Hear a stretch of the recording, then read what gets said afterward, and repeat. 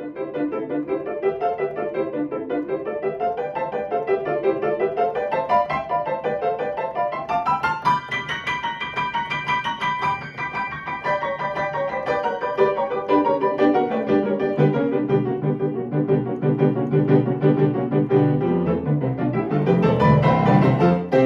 everyone, this is Danai, and in today's video I will be talking about how to practice and how to play chord chains. So I'm basically talking about those passages where you have many chords that you have to play after one another, usually at quite a fast speed, and when they build a long chain.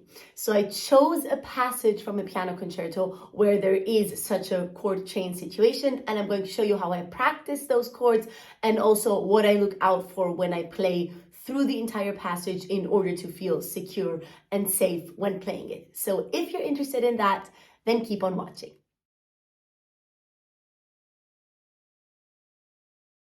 Before I get into the exercises, I just quickly want to address my finger because maybe you'll see it in the video or while I'm talking and moving my hands. So it's nothing serious at all. It's just that when I was cooking and peeling a carrot, somehow the peeler got into my nail and a tiny bit of my nail fell off. So I'm just wearing this bandage in order to keep the nail secure because otherwise it hurts when I'm pressing it, but it's nothing serious at all. So don't worry about that. So first of all, just to get acquainted with the passage, of course, I will play through it slowly once.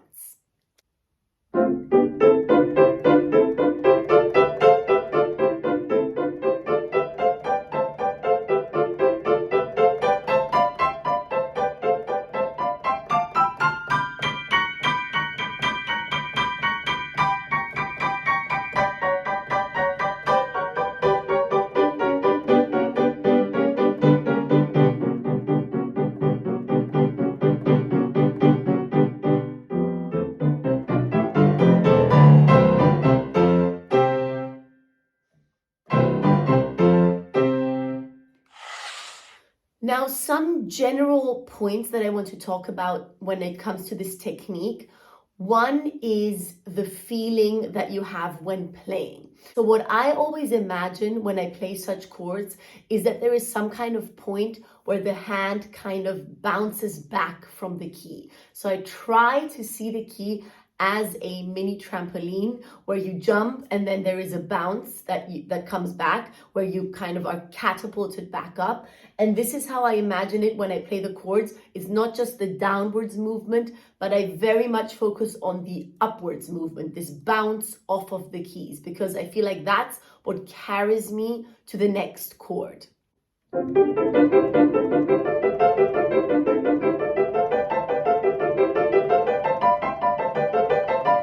So I think this is probably the most important basic technical thing that I think about throughout this entire passage. I really try to feel this bounce and also to feel it in my wrist, that there is this energy that bounces back and then brings my whole hand to the next chord.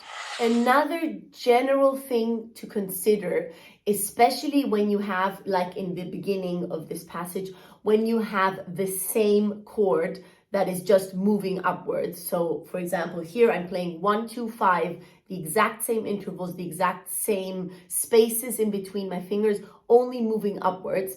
One thing to consider is to kind of lock your hand into that position, which is this position, and then just move it to the right or to the left as needed. So don't try to, you collect your fingers, relax everything in between, but just lock your hand into that position and then move upwards. Of course, try to avoid tension. I'm not saying to, lock it forcefully, but just leave your fingers in that position and just move upwards, kind of like when playing octaves.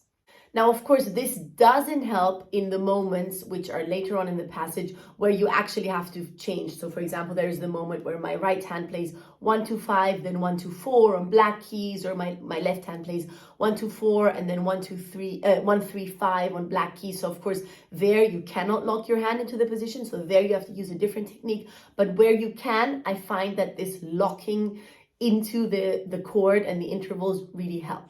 Also, in that beginning passage, I like to practice the intervals separately. So in my right hand, I'll practice 1, 2, the thirds, and then I'll practice 2-5, the fourths, and then put them together.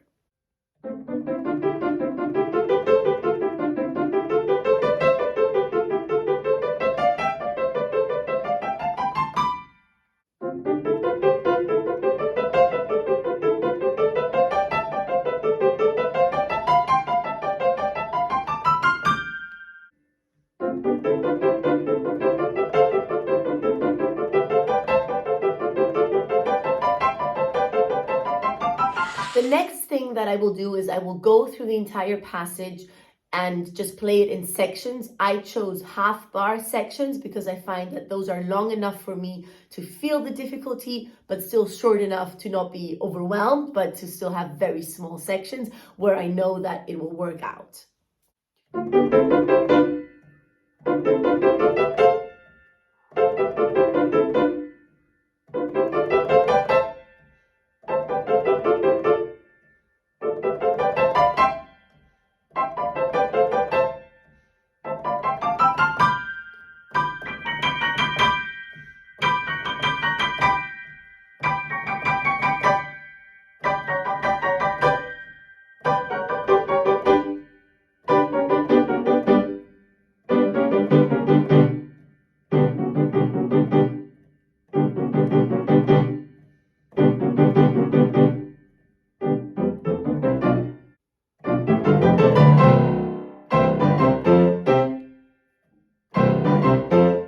Now, when playing those half bar sections, what I also really look out for is that I feel the rhythmical pulse. So in this case, I have triplets. So a half bar are 6 notes for me, 2 triplets.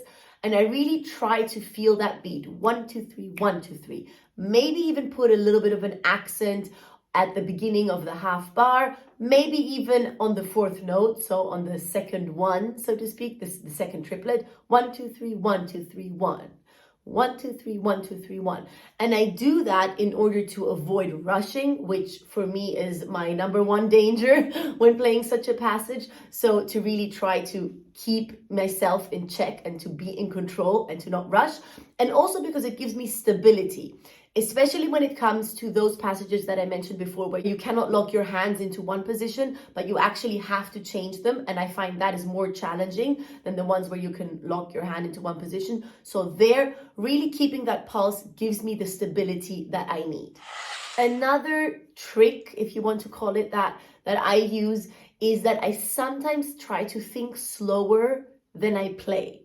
Now, this sounds a little bit weird because, of course, I don't change the speed that I'm playing at, but in my mind, sometimes I try to delay certain chords, certain key chords where my position has to change just a tiny, tiny bit, just the tiniest bit. And that makes the difference. Again, it prevents me from rushing and it gives me that split second of extra time that I need to prepare it properly and to play the chord correctly.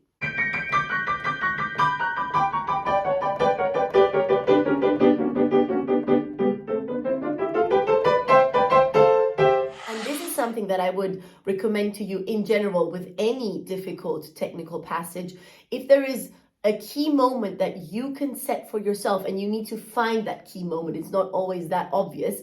And it's also different from person to person, but just one note that stands out, maybe when you turn around in a scale or here, when the chord changes or something like that. If you can define that key moment for yourself and then mentally take some extra time, I find that an extremely helpful technique in any type of technically difficult passage to give you security, to give you safety, and increase your confidence when playing it. And then for the final bar, where you have those octave jumps in the left hand, which are quite uncomfortable, I would recommend to practice them in a way where you use your thumb only, just like I would practice any octave passage.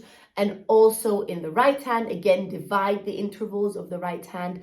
And also practice them where you jump to the next chord or the next octave and just hover over the key. So you touch the key, but you don't press it, and then press it just to really secure those distances and to make sure that your hand really blindly knows where to go and how far the next octave and the next chord is.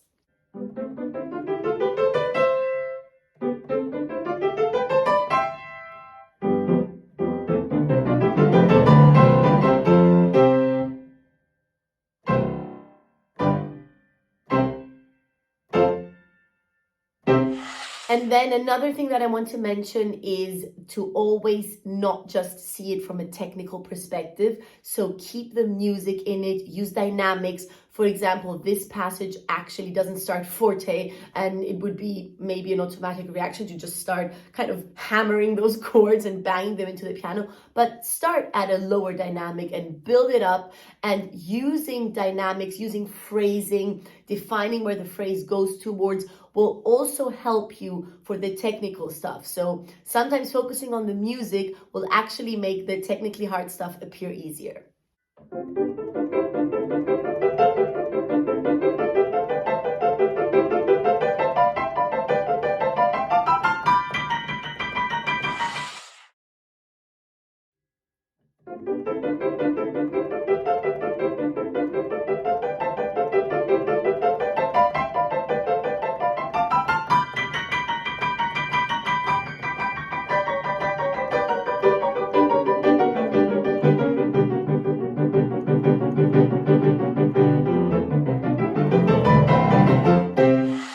So these are my main tips on how to play fast chord chains and fast chord passages.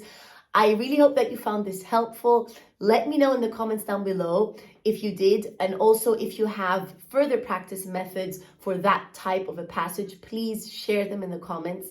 If you enjoyed this video, then please leave it a like and subscribe to my channel. That would help me a lot, and I will see you again in my next video next week. Bye!